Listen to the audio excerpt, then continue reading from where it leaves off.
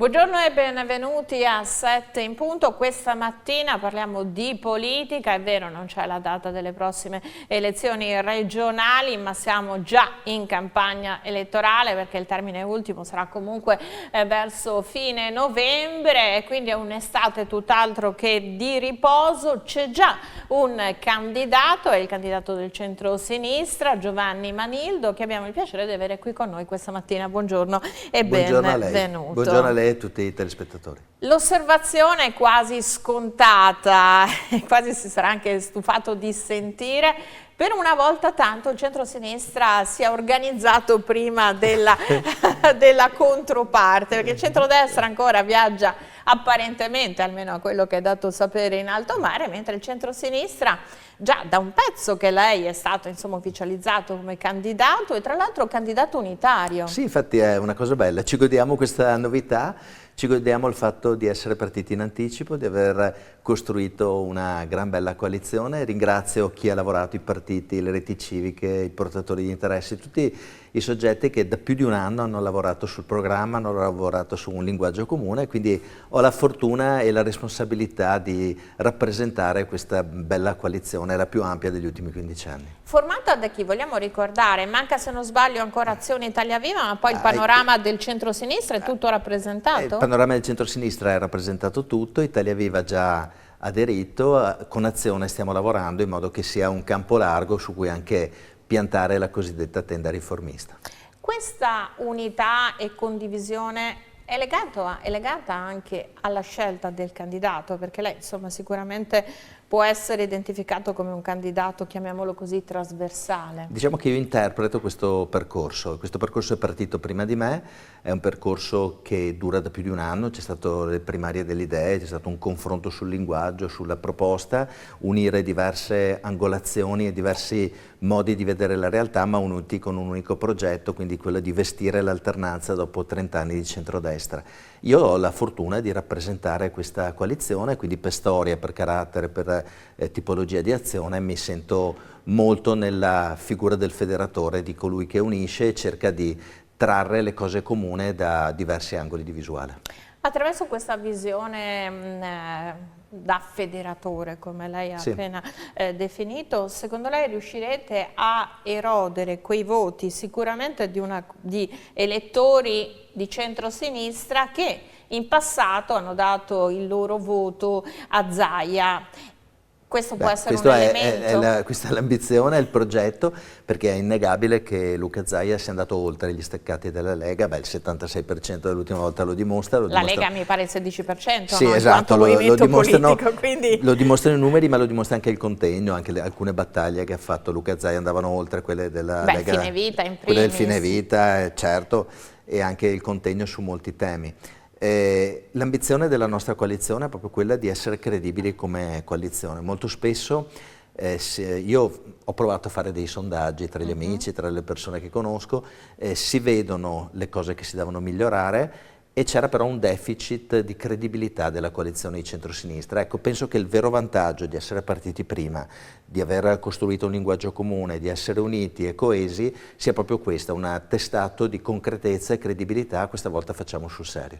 La lista Zaia, no, che non piace, parliamo all'interno del centrodestra, che non piace solo alla Lega, piace un pochino a Fratelli d'Italia, non piace affatto a Forza Italia, quindi non si sa se ci sarà o meno. È questo forse l'elemento da abbattere maggiormente, l'avversario più ostico in questa campagna elettorale? No, l'avversario più ostico siamo noi.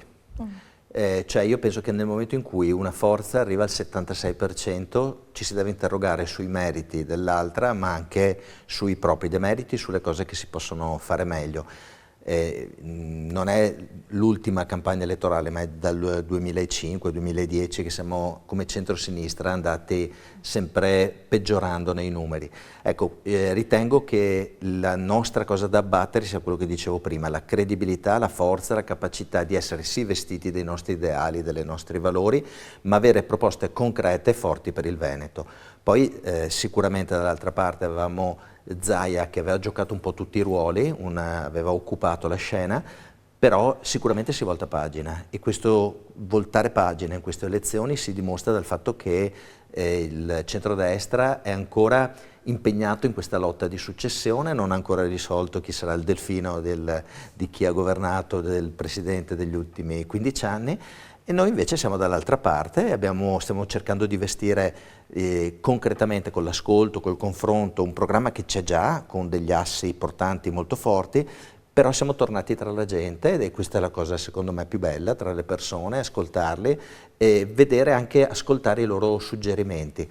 E quello che ho sentito in quest'ultimo periodo, che sono stato veramente tanto insieme alle persone, è: questa volta è diverso, dai che incominciamo a essere credibili, e questa mi dà molta soddisfazione, perché è un'ondata, una marea che nasce dal basso. L'auspicio è quello di essere contagiosi, e penso che potrà essere una campagna con molte sorprese. In che cosa è diverso? Perché il tra la gente, mi perdoni, non sono pochi anni che faccio questo lavoro, ma ogni volta che c'è una campagna elettorale, ogni partito dice: dobbiamo percorrere il territorio, dobbiamo essere tra la gente. Se non sbaglio anche i vostri candidati, io mi ricordo la vostra candidata Alessandra Moretti, che si fece il giro dei 575 comuni del Veneto.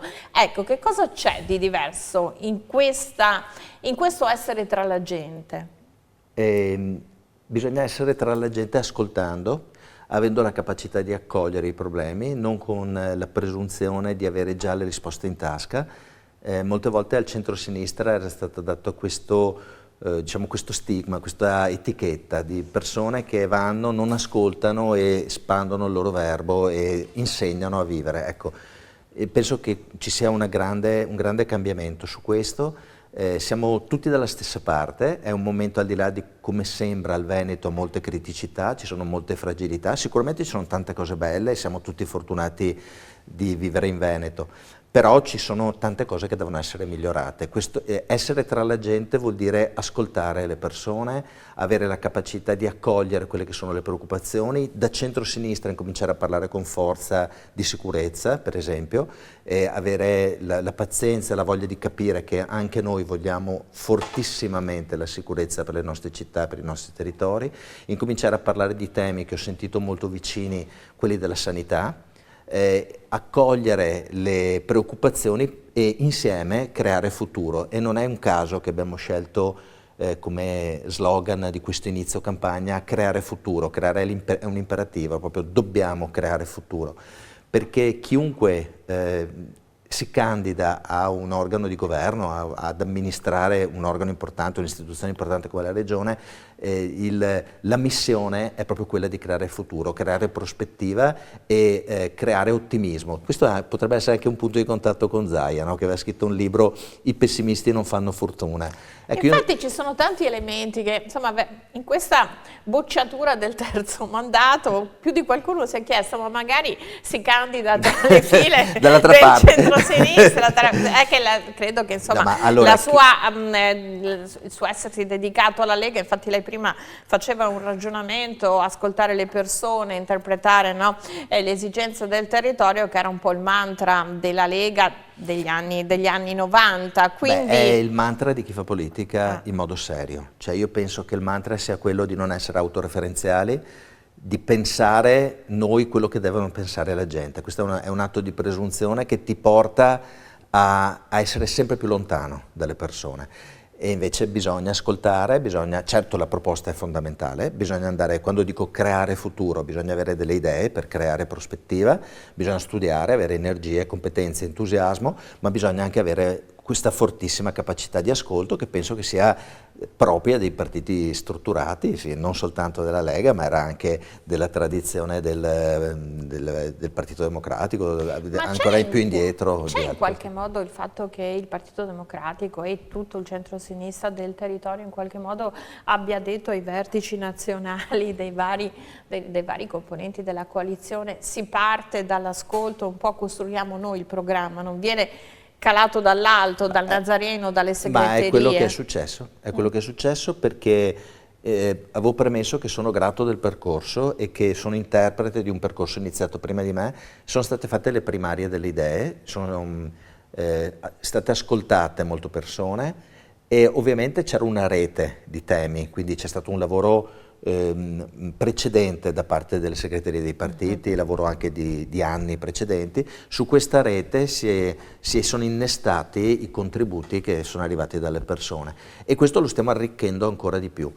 E quindi certo c'è un'autonomia nella predisposizione del nostro programma, ovviamente, questo la rivendico e mi piace questa cosa, ma c'è anche l'umiltà di ascoltare, perché possono arrivare esempi virtuosi, per esempio da altre regioni, penso alla Campania, al Piemonte, si parla di biglietto gratuito, di trasporto gratuito per gli studenti, è sicuramente qualcosa che va inserito. Nell'Emilia Romagna la tendenza, il percorso per arrivare ai nido gratuiti, anche questo è un tema che va messo, perché è importante sia dal punto di vista della crisi demografica, sia dal punto di vista della capacità di lavorare, soprattutto della donna, perché quando arrivano dei figli, diciamolo francamente, la cura dei figli è data di più anche la cura dei genitori, perché ecco, questo è un altro problema che andrebbe quello degli anziani, sottolineato. quello degli anziani è un tema pazzesco, numerico.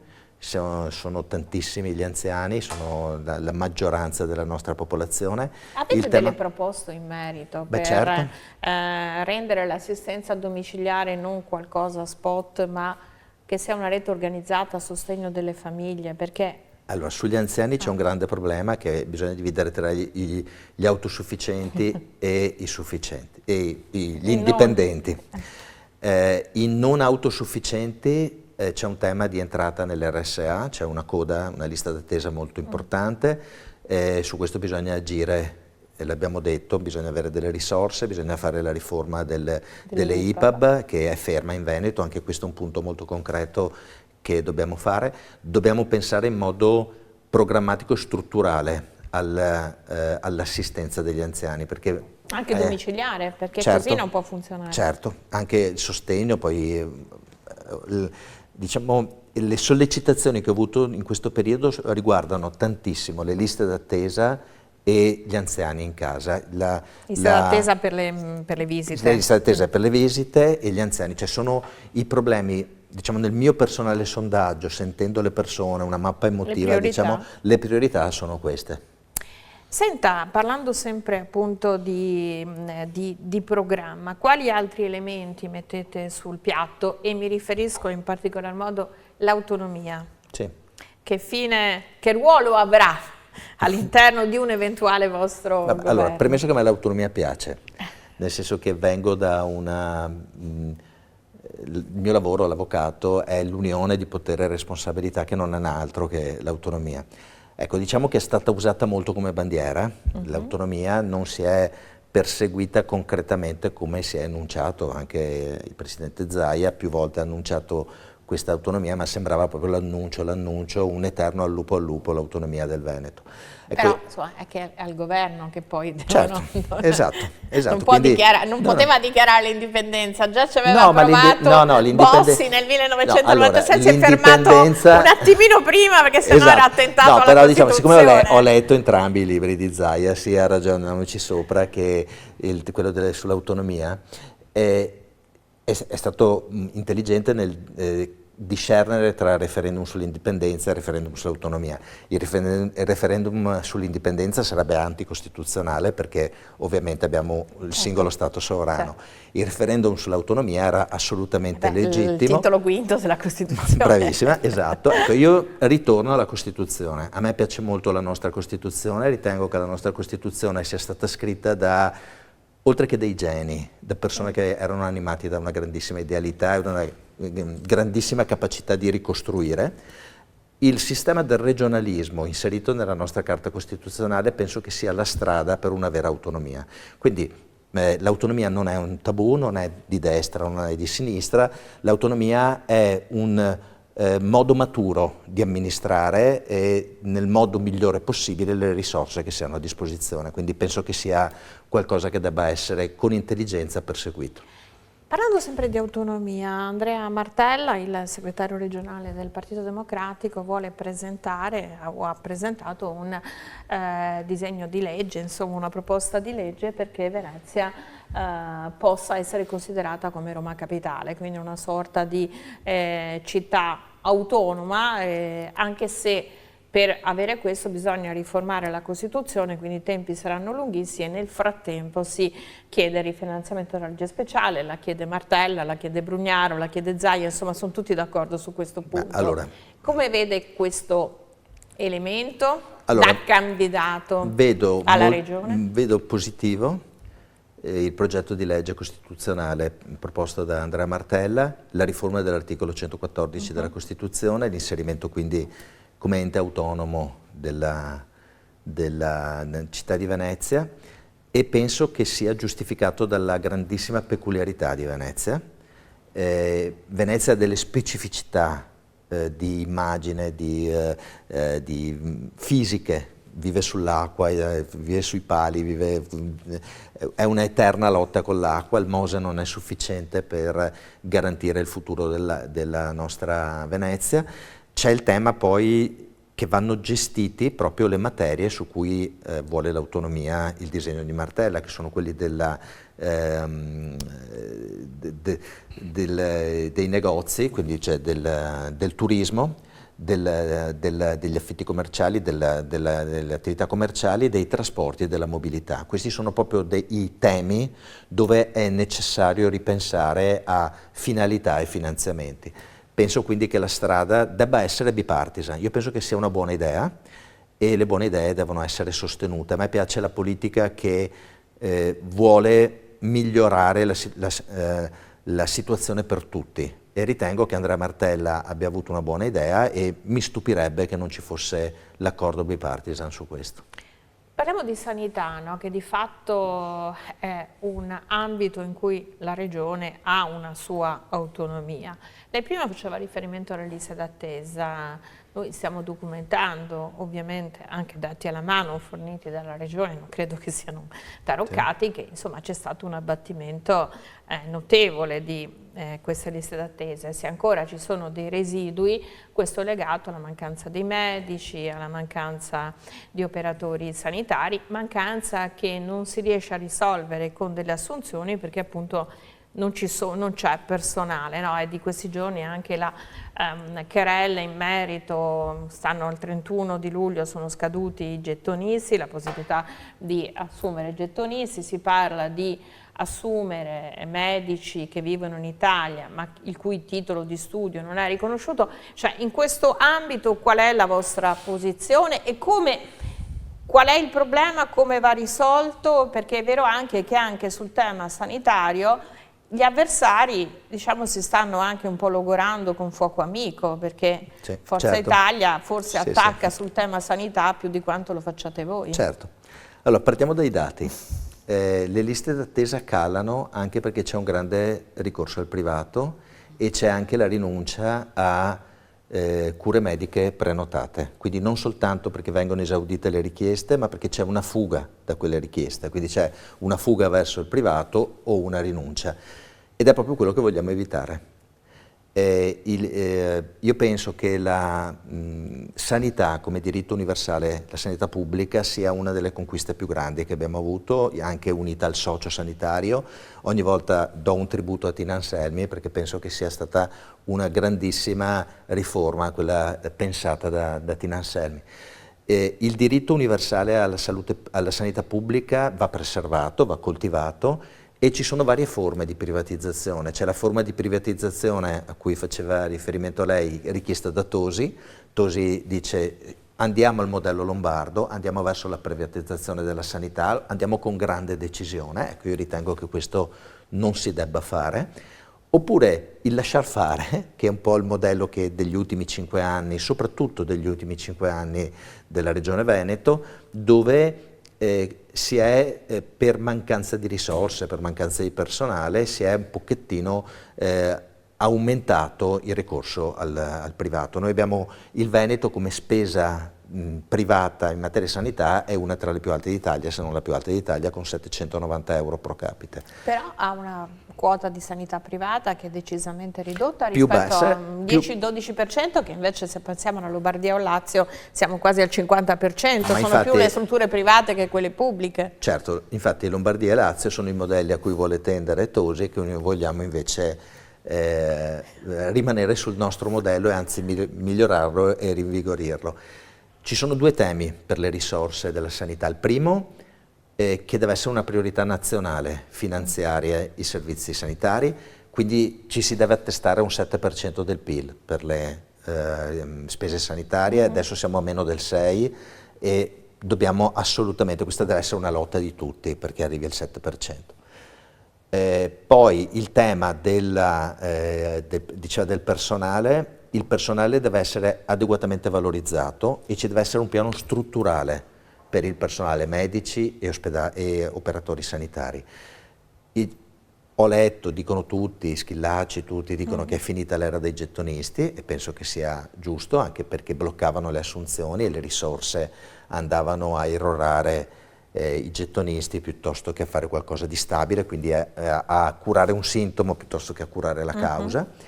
Il riconoscimento di medici, operatori sanitari, cioè l'utilizzo all'interno del nostro sistema di soggetti che hanno titoli stranieri non riconosciuti in Italia era giustificato dall'emergenza del Covid, non può diventare una misura strutturale. E penso che, infatti anche su questo, appena ho sentito la notizia, avevo invitato alla Regione l'assessore, fermatevi, cercate di concertare la risposta perché non si può prescindere, anche qui l'ascolto, la capacità di ascolto e non pensare di avere tutte le risposte da soli, con l'ordine dei medici, con gli operatori, perché insieme si deve costruire questa risposta. Sono temi difficili, nessuno pretende che si abbiano da soli le risposte come un jukebox, però il percorso per arrivare alla risposta migliore ci deve essere. Quindi quando dicevamo all'inizio la nostra coalizione, passiamo dal Veneto di uno al Veneto di tutti, questo è anche esattamente il metodo, il modo con cui vogliamo affrontare i temi. Un tema è difficile, si cerca di essere l'asse decisore, certo, colui che si assume le responsabilità, ma si assume le responsabilità ascoltando tutti i portatori di interesse qualificati che possono portare un valore aggiunto. E sul tema della sanità questi temi vanno affrontati insieme, va spiegato perché il 30% dei primari fa più di 8 ore in strutture private, va spiegato perché a Venezia il concorso per entrare in geriatria è andato deserto. Ecco, ci sono dei temi che devono essere affrontati, magari sono battaglie scomode ma devono essere affrontate. Abbiamo ancora pochi minuti, sì. 2-3 minuti. Questione sicurezza, io la associo immediatamente a questione immigrazione, perché questa è una richiesta, anche questa trasversale, cioè deve essere un fenomeno, quello dell'immigrazione, regolamentato, che non diventi un'invasione, no? Perché poi credo che, sì, che questo tipo di richiesta arrivi un po' dalle persone. Da tutti. Allora, a prescindere da quello che uno crede. Allora, il tema immigrazione, io direi una parola: certezza nei numeri. La certezza dei numeri e la regolamentazione di chi entra. Giorgetti, ministro leghista, dice abbiamo bisogno degli immigrati, bisogno degli immigrati perché le industrie hanno dei deficit occupazionali che riescono a occupare soltanto con gli immigrati. Si ha posto anche il problema di chi ci pagherà le pensioni in futuro. Sì, però a questi immigrati bisogna anche dare una casa, no? Che sono in 50 in un'abitazione. Infatti parto dal tema certezza dei numeri. Certezza dei numeri, regole, certezza del rispetto delle regole del nostro vivere civile. Perché il tema della sicurezza va anche oltre l'immigrazione. Io ho dei figli che hanno 23, 20, 17 anni. A me preoccupa molto i fenomeni delle baby gang, il fenomeno delle baby gang è un fenomeno che è stato forse sottovalutato, ma è un fenomeno che dobbiamo assolutamente contrastare. Per far questo è necessario prendere il tema sicurezza da tutti i punti di vista, quello della repressione, quello della paura della pena, ma molto spesso questi ragazzi non hanno paura della pena, cioè sono gli stessi poliziotti, i carabinieri, i tutori dell'ordine che sono in difficoltà ogni tanto. Ecco, invece vanno assistiti, noi dobbiamo garantire dei presidi di sicurezza, però va anche garantito e va preservato il ruolo fondamentale della scuola. Noi come società stiamo sottovalutando il ruolo di presidio avamposto di sicurezza che sono i nostri professori, che insegnano al rispetto dell'altro, alla libertà dell'altro, al rispetto del bello. Ecco, io ritengo che anche su questo noi dobbiamo interrogarci e capire perché, anche come decoro e come dignità, io penso che i professori delle scuole superiori siano degli eroi e debbano essere considerate come delle fondamenta della nostra società. Lì va fatto un lavoro culturale anche sui genitori comunque. Certamente, perché io ho visto e c'è la tendenza di difendere sempre il proprio figlio a discapito del professore. Ecco, probabilmente c'è stata una generazione, a cui magari appartengo anch'io come età, che è stata più un fratello maggiore che un papà o una mamma dei figli. Però diciamo, se dobbiamo affrontare questo tema va affrontato con serietà, con tutti i temi. E poi c'è l'altro aspetto dove tanto stanno facendo i sindaci e io ritengo che la Regione debba lavorare in sinergia con i sindaci e penso alla rigenerazione dei luoghi urbani. Perché se c'è una rigenerazione e i luoghi non diventano abbandonati, non diventano dei vuoti urbani, ma diventano dei luoghi pieni di vita, è molto più facile garantire la sicurezza. Poi si innesta il tema che io vedo come presidio di sicurezza, la luce che danno anche i negozianti del centro, e io penso che questo sia un tema dove la Regione non può non assistere i comuni. Molto spesso i comuni sono stati lasciati soli, e ho molti amici tra i sindaci di comuni capoluogo, anche di colore politico diverso dal mio, e ritengo che sia necessario lavorare insieme. Questa sarebbe una cosa che farei subito appena eletto, quella di convocare tutti i sindaci dei comuni capoluogo per fare un tavolo sul commercio del centro e sulla sicurezza delle città. Io la ringrazio, ha anticipato molti temi. Sarà un'estate di incontri in Veneto o ci sarà anche una pausa di ferie, magari breve? Ma ci saranno, questo è quello, ci saranno tanti incontri e ci sarà anche una pausa di ferie con la mia famiglia. Io ringrazio Giovanni Manindo, candidato del centro-sinistra alle prossime elezioni regionali, candidato alla presidenza del Veneto. Torniamo in diretta domani mattina con 7 in punto. Grazie. Grazie a lei, buona grazie giornata. ai telespettatori.